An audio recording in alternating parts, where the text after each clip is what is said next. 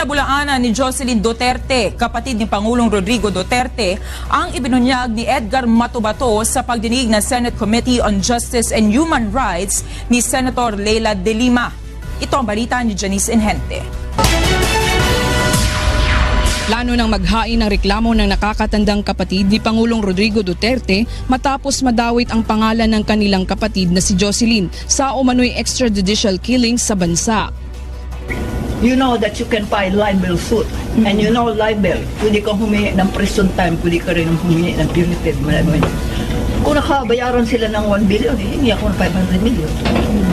Because what is money to destroy a name of a person? Kahapon sa Senate hearing, sinabi ni Edgar Matubato, nagpakilalang dating miyembro ng Davao Death Squad o DDS, isa umano sa kanilang pinatay ay ang dance instructor na kasintahan ni Jocelyn Duterte sa pag-aakalang pineperahan lamang daw ang kapatid. Mariin naman itong itinanggi ni Jocelyn. Nakakasirang pulit po yan sa kapwa kong babae dahil hindi walang katotohanan ang lahat ng sinasabi ng witness na ito. Sinungaling siya. Hindi ko siya kilala, hindi niya ako kilala. Sinisi naman ng magkapatid ang mga pangyayari sa Senado kay Senator Leila De Lima.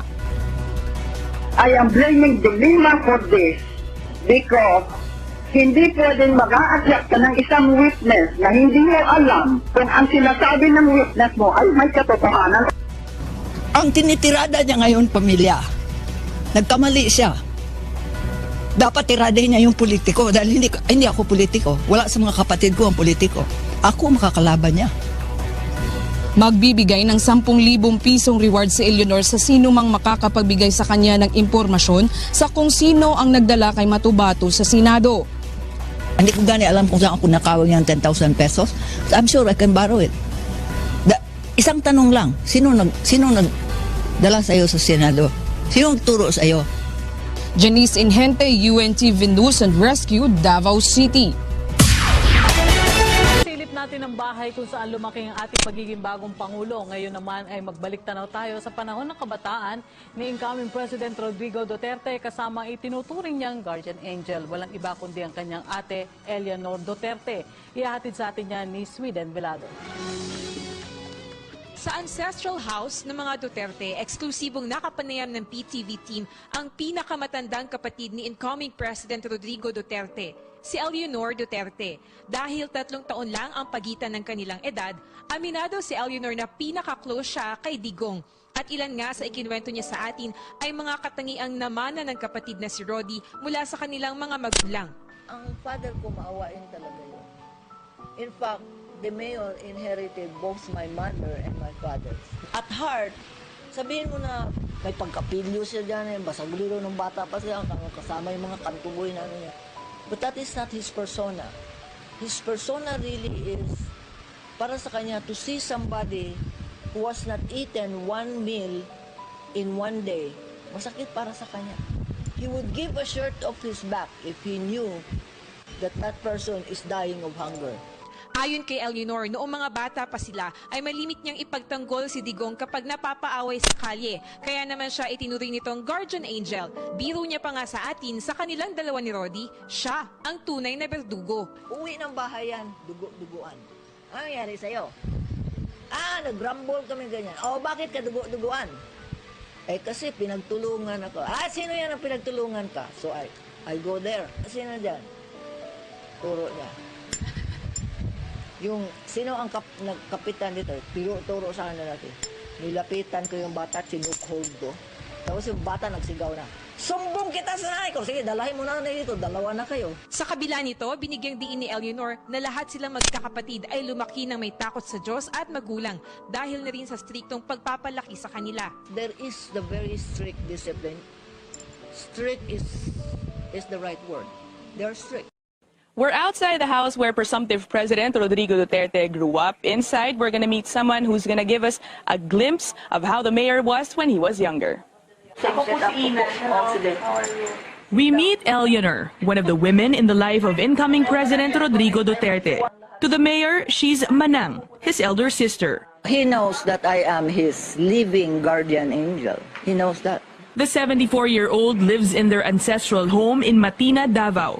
It's almost like a family museum, showcasing photos like this one, with her parents, former Davao Governor Vicente Duterte, and their mother Soledad, with former President Ferdinand Marcos. Here's a family photo with all 5 siblings together. Of late, visitors have come over, not for these memorabilia, but to chat with Eleanor about her younger brother. She wasn't surprised that Rodrigo became president.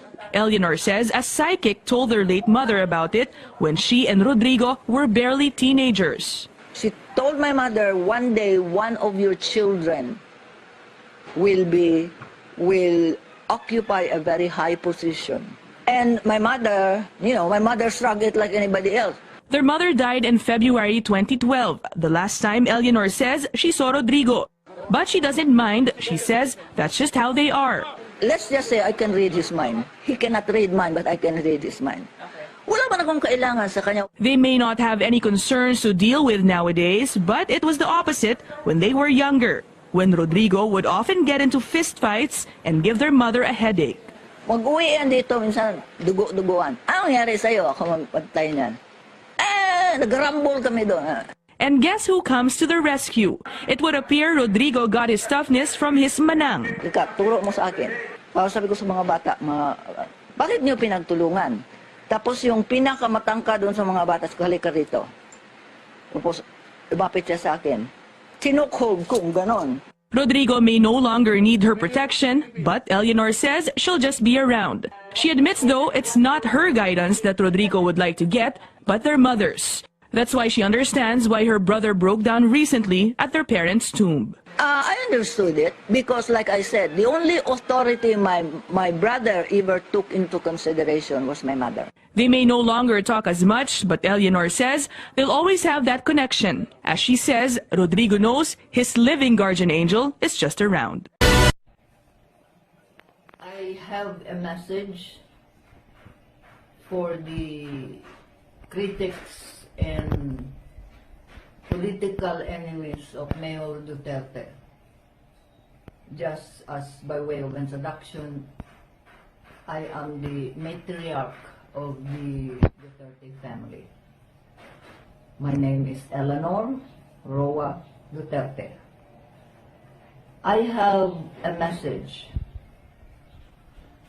for specifically the political opponents who are conspiring to destroy the name of the Dutertes, because you are accusing almost every Duterte now. And this is my message to you. If you can understand this law in any way, shape, or form, I will let you know what the law is. The law is simply the law of cause and effect. That this law is explained by whatever you shall sow in the Christian Bible, ye shall also reap. Mr. Trillanes, since you are very vocal about saying this and this and this and that against Mayor Duterte, let me tell you something. Instantly, you will reap what you sow. It's not by my power, but it's by the power of the Holy Spirit. It is already done. So if I were you, you can ask for mercy from the Lord, not from me, but from the Lord, because you have broken the law. And what you don't understand is universal law is absolute. It does not excuse you because you're a powerful senator. It doesn't excuse you because you're a powerful, wealthy man or a billionaire or whatever. You broke the law, you pay. And in the name of our Lord Jesus, there is still hope that you can ask for forgiveness, not to the mayor, not to anybody, not to any human being, but for the sake of your soul. You are somewhere in any part of the Philippines, I'm somewhere in some part of the Philippines. But I can read your vibration. It is too toxic and too negative. For your sake, repent and ask forgiveness from the Lord. You already sold your soul to the devil. the devil has you and the devil has possession of you. You are possessed. And anybody who sides with you is just like in the human law, accessory to prostitution. They also are willing to sell their souls to the devil. Now remember the law. The law is cause and effect. What you sow, you shall reap. God have mercy on you.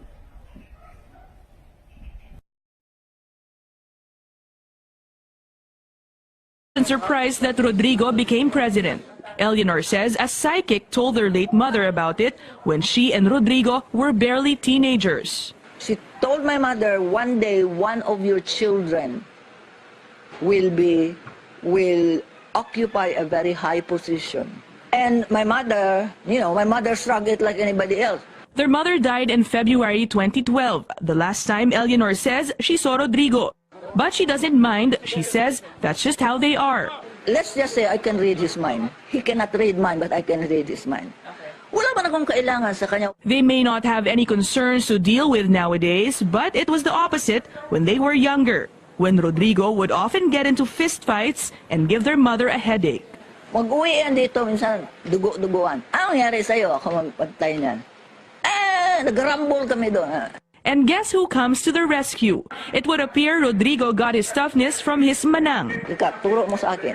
Tapos sabi ko sa mga bata, bakit niyo pinagtulungan? Tapos yung pinakamatangka doon sa mga bata, halika rito.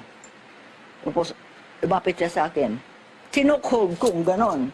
Rodrigo may no longer need her protection, but Eleanor says she'll just be around. She admits, though, it's not her guidance that Rodrigo would like to get, but their mother's. That's why she understands why her brother broke down recently at their parents' tomb. I understood it because, like I said, the only authority my brother ever took into consideration was my mother. They may no longer talk as much, but Eleanor says they'll always have that connection. As she says, Rodrigo knows his living guardian angel is just around. I have a message for the critics, and If he knew that that person is dying of hunger, Ayon kay Eleanor, noong mga bata pa sila ay malimit niyang ipagtanggol si Digong kapag napapaaway sa kalye. Kaya naman siya itinuring nitong guardian angel. Biro niya pa nga sa atin, sa kanilang dalawa ni Rodi, siya ang tunay na berdugo. uwi ng bahay yan, dugo-duguan. Ano nangyari sa'yo? Nag-rumble kami ganyan. Bakit ka dugo-duguan? Kasi pinagtulungan ako. Sino yan ang pinagtulungan ka? So I go there. Sino dyan? Turo niya. Yung, sino ang kapitan dito? Turo sa kanila natin. Nilapitan ko yung bata, sinukhold ko. Tapos yung bata nagsigaw na, sumbong kita sa nanay ko. Sige, dalahin mo na dito. Dalawa na kayo. Sa kabila nito, binigyang diin ni Eleanor na lahat silang magkakapatid ay lumaki ng may takot sa Diyos at magulang dahil na rin sa striktong pagpapalaki sa kanila. There is the very strict discipline. Strict is the right word. They're strict. We're outside the house where presumptive President Rodrigo Duterte grew up. Inside, we're going to meet someone who's going to give us a glimpse of how the mayor was when he was younger. We meet Eleanor, one of the women in the life of incoming President Rodrigo Duterte. To the mayor, she's Manang, his elder sister. He knows that I am his living guardian angel. He knows that. The 74-year-old lives in their ancestral home in Matina, Davao. It's almost like a family museum, showcasing photos like this one, with her parents, former Davao Governor Vicente Duterte, and their mother Soledad, with former President Ferdinand Marcos. Here's a family photo with all 5 siblings together. Of late, visitors have come over, not for these memorabilia, but to chat with Eleanor about her younger brother. She was ang tinitirada niya ngayon, pamilya. Nagkamali siya. Dapat tiradahin niya yung politiko dahil hindi ako politiko. Wala sa mga kapatid ko ang politiko. Ako makakalaban niya. Magbibigay ng 10,000 pisong reward si Eleanor sa sino mang makakapagbigay sa kanya ng impormasyon sa kung sino ang nagdala kay Matubato sa Senado. Hindi ko gani alam kung saan ako nakawag niya ng 10,000 pesos. So I'm sure I can borrow it. Isang tanong lang, sino nagdala sa iyo sa Senado? Sino nagturo sa iyo? Janice Inhente, UNTV News and Rescue, Davao City. Silip natin ang bahay kung saan lumaki ang ating pagiging bagong Pangulo. Ngayon naman ay magbalik tanaw tayo sa panahon ng kabataan ni incoming President Rodrigo Duterte kasama ang itinuturing niyang guardian angel. Walang iba kundi ang kanyang ate, Eleanor Duterte. Ihahatid sa atin niya ni Sweden Velado. Sa ancestral house ng mga Duterte, eksklusibong nakapanayam ng PTV team ang pinakamatandang kapatid ni incoming President Rodrigo Duterte, si Eleanor Duterte. Dahil 3 taon lang ang pagitan ng kanilang edad, aminado si Eleanor na pinaka-close siya kay Digong. At ilan nga sa ikinuwento niya sa atin ay mga katangiang namana ng kapatid na si Rodi mula sa kanilang mga magulang. Ang father ko maawain talaga yun. In fact, the mayor inherited both my mother and my father. At heart, sabihin mo na may pagkapilyo siya dyan, basagliro ng bata pa siya, kasama yung mga kantuboy na niya. But that is not his persona.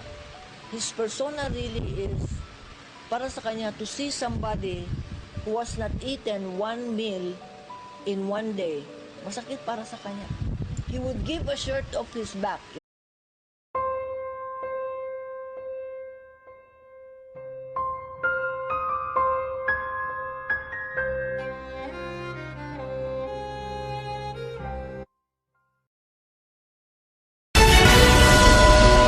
Pinabulaanan ni Jocelyn Duterte, kapatid ni Pangulong Rodrigo Duterte, ang ibinunyag ni Edgar Matubato sa pagdinig ng Senate Committee on Justice and Human Rights ni Senator Leila De Lima.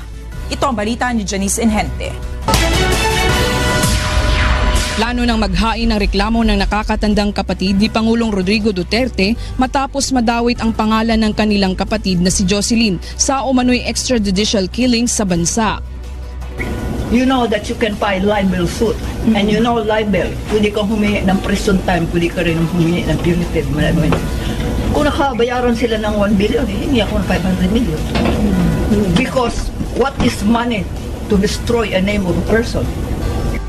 Kahapon sa Senate hearing, sinabi ni Edgar Matubato, nagpakilalang dating miyembro ng Davao Death Squad o DDS, isa umano sa kanilang pinatay ay ang dance instructor na kasintahan ni Jocelyn Duterte sa pag-aakalang pineperahan lamang daw ang kapatid. Mariin naman itong itinanggi ni Jocelyn. Nakakasirang pulis po yan sa kapwa kong babae dahil hindi walang katotohanan ang lahat ng sinasabi ng witness na ito. Sinungaling siya. Hindi ko siya kilala, hindi na ako kilala. Sinisi naman ng magkapatid ang mga pangyayari sa Senado kay Senator Leila De Lima. I am blaming De Lima for this because hindi pwedeng mag-a-accept ka ng isang witness na hindi mo alam kung ang sinasabi ng witness. Political enemies of Mayor Duterte. Just as by way of introduction, I am the matriarch of the Duterte family. My name is Eleanor Roa Duterte. I have a message for specifically the political opponents who are conspiring to destroy the name of the Dutertes, because you are accusing almost every Duterte now. And this is my message to you. If you can understand this law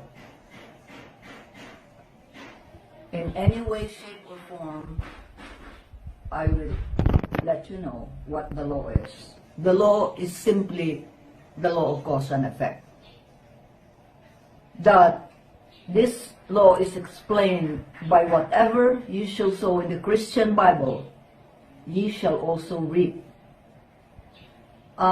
Mr. Terlianes, since you are very vocal about saying this and this and this and that against Mayor Duterte, let me tell you something.